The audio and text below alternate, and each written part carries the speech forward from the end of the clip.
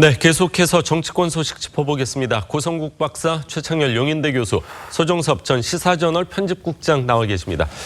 안녕하십니까? 안녕하세요. 반갑습니다. 안녕하세요. 자, 먼저 얼마 전 민주사회를 위한 변호사 모임 민변이죠. 중국 북한 식당 여종업원 기획 탈북을 주장하면서 이병호 당시 국정원장을 고발한 사건이 있었습니다. 그런데 탈북자들이 강하게 반발하고 있습니다. 어제 민변 사무실 앞에서 항의 집회가 열렸는데 그 현장 잠시 보시죠. 탈북 여종업원 북송을 위한 음모를 당장 중지하라! 중지하라! 여종업원 조치를 취하라!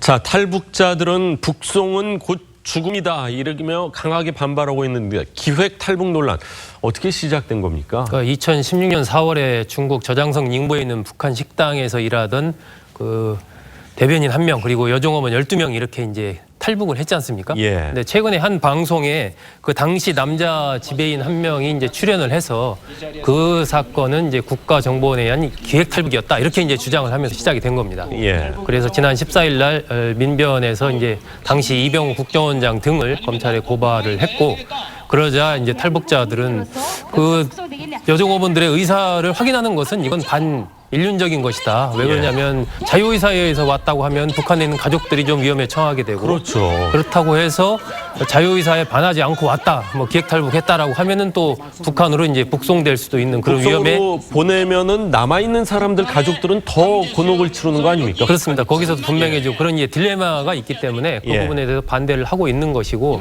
그러다 보니까 어제 이제 탈북 단체와 탈북 대학생 등이 민변 앞에서 집회를 하면서 강하게 항의를 했고 항의 서한 같은 것들을 또 전달을 했습니다. 그렇군요. 일단 넘어오신 분이기 때문에 이분들에 대한 인권에 대해서는 우리가 관심을 가져야 되지만 방송에 있어서도 사실은 국익 차원에서 한번 좀 생각을 해봐야 되지 않을까 이런 좀 안타까움도 있습니다.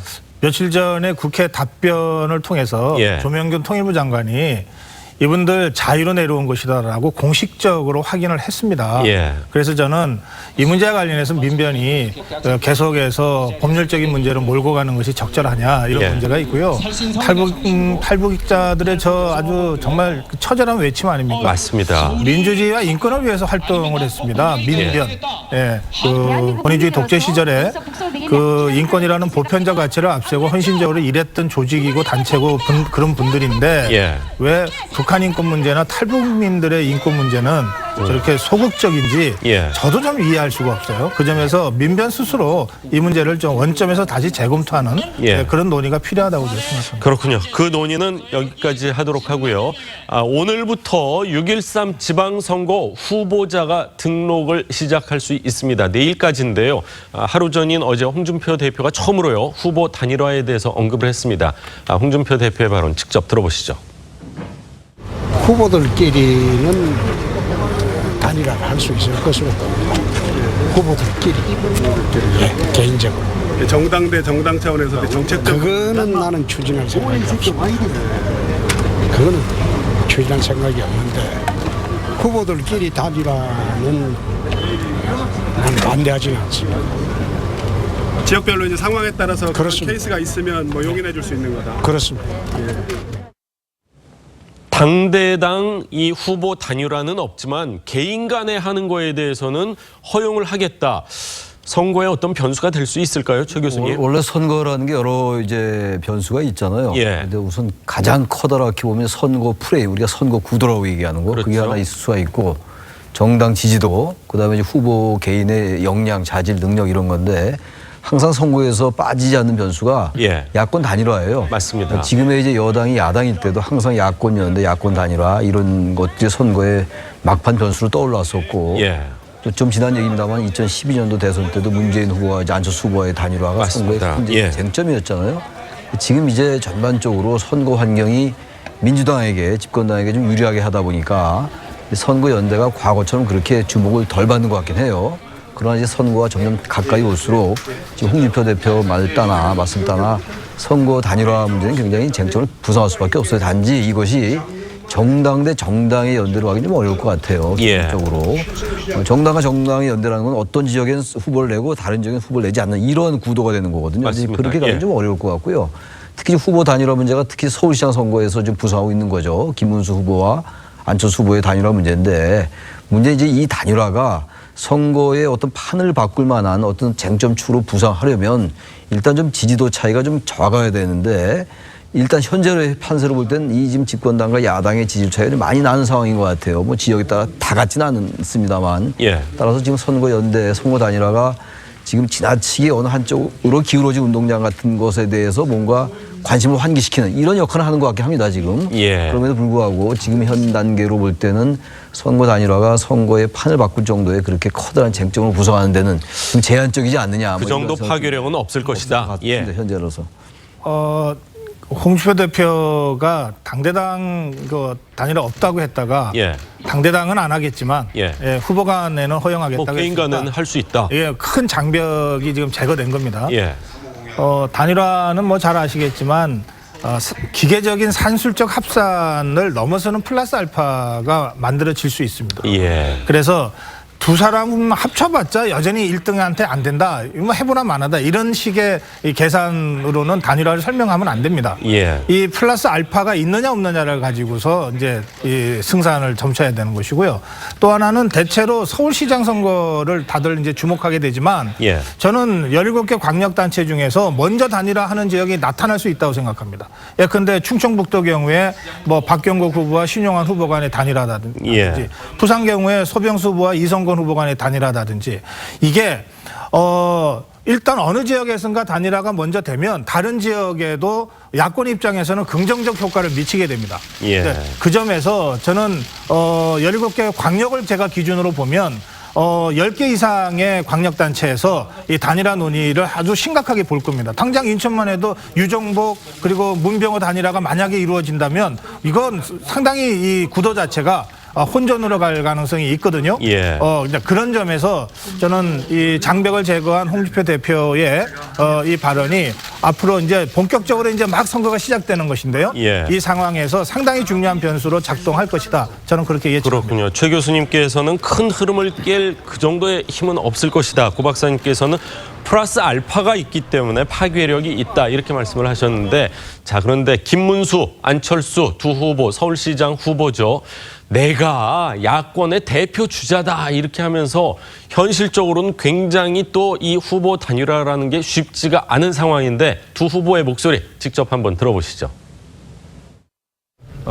저만이 박원순 시장을 이길 수 있는 후보입니다. 단일화는 시민들이 표를 모아주는 방식으로 이루어질 겁니다. 안철수가 바른미래당 대표 선수이자 야권 대표 선수입니다. 다 찍는 건 아니지만 대체로 저를 많이 찍겠죠. 경제도 어렵고 지금 바닥에 민심이 매우 힘들기 때문에 또 그런 점에서는 가능성이 있다고 봅니다. 자, 두 후보 자신감을 내비쳤습니다. 양보할 뜻이 전혀 없어 보이거든요. 지금 저 이야기만 들어봤을 땐요. 원래 단일화가 어려운 게요. 두 후보가 지금 아주 단적으로 보여주고 있는 거거든요. 자기로의 단일화를 주장합니다. 모든 선거가 다 그래요. 그렇겠죠. 옛날부터 그랬죠. 1987년도에 뭐 너무나 옛날 얘기입니다만 YS와 DJ의 이른바 후보 단일화 결국 노태우 후보가 이기지 않았어요? 꼭 그것 때문에 이겼다라고 단정할 수는 없다 하더라도 특히 이제 김문수 후보와 안철수 후보의 지지율 차이가 물론 여론조사에 따라 좀 다르긴 합니다만 그렇게 크게 나지 않는 것 같아요. 추세로 볼 때 말이죠. 어느 한쪽으로 확 이제 야권 후보 중에서 기울면 상대적으로 단일화를 할 수 있는 명분이 좀 돼요. 약간 뒤지는 후보가 그러나 그렇지 않고 아주 격차가 이제 오차범위 내라면은 단일화를 어느 한쪽이 흔쾌히 하겠어요. 그렇다면 이제 단일화 방식이 합의를 해야 되는데 이른바 그 룰에 합의를 해야 되는 거 아니에요?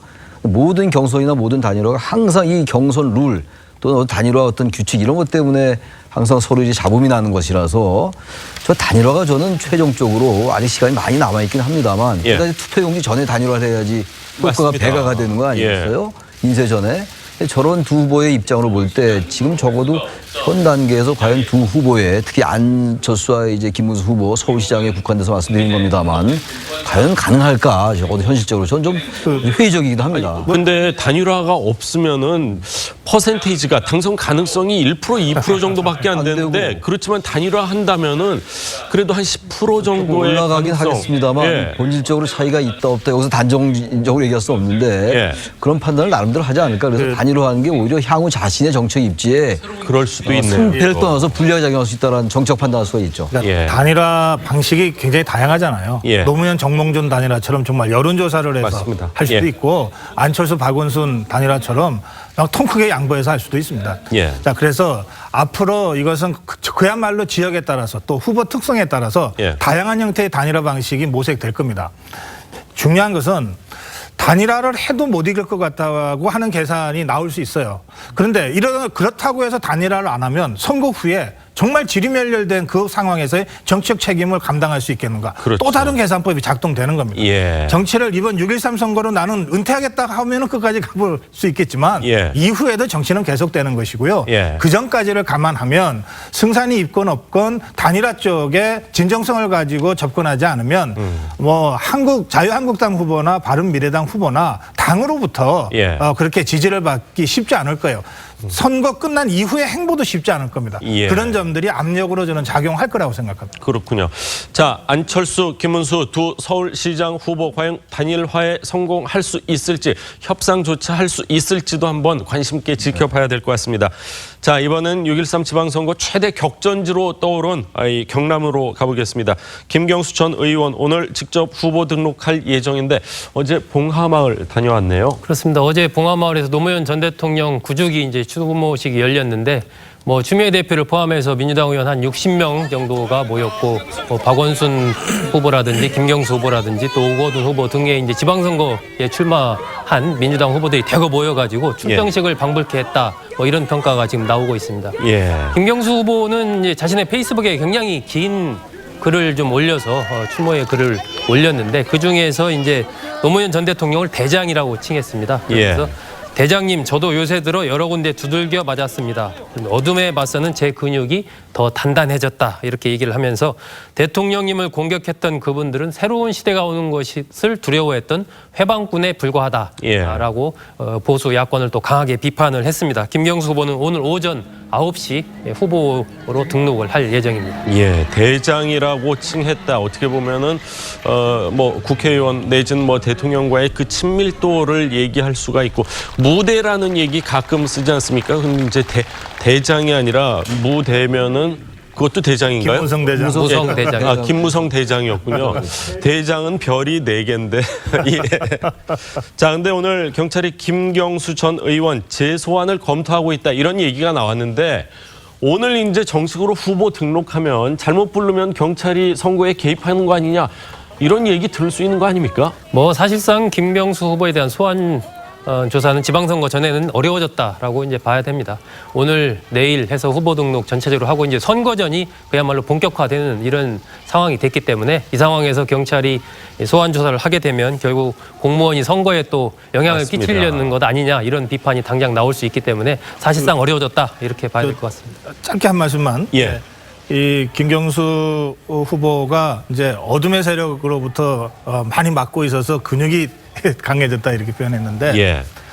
그 물론 노무현 대통령 추모식이고 선거를 앞두고 있기 때문에 뭐 우리 편 그 적 이런 식의 이분법 구도가 작동되는 것은 불가피합니다. 예. 그렇지만 어둠의 세력으로 맡고 있으니까 자기는 빛의 세력이고 예. 다시 말해서 정의와 불의의 세력으로 이 국민을 양분하는 거 아닙니까?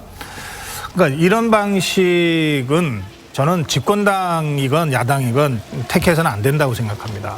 그러니까 더 좋은 정책, 더 좋은 비전으로 국민들로부터 선택받기 위해서 해야지 예. 국민을 절반쯤으로 나눠서 상대를 부정의의 세력, 불의의 세력, 어둠의 세력으로 규정하고 예. 마치 성전 치르듯이 선거를 치르는 이런 방식은 저는 뭐 김경수 후보의 말 때문에 제가 이 논평을 하지만 예. 김경수 후보만이 아니라 대부분의 여야 후보들이 지금 그런 방식으로 이 선거판을 가져가고 있고 정치판을 가져가고 있거든요. 예. 이 점에 대해서는 좀 국민들이 경종을 울려야 된다고 좀 말씀드리고 싶습니다. 예. 그 말씀은 아주 저는 뭐 100% 공감을 해요. 예. 선거라는 게 현실적으로 상대방을 깎아내려야 되고 예. 나를 올려야 되는 거 아니겠어요? 깎아내리는 게 네거티브고 나 자신을 선전하는 게 포지티브라고 우리가 얘기하는 건데 네.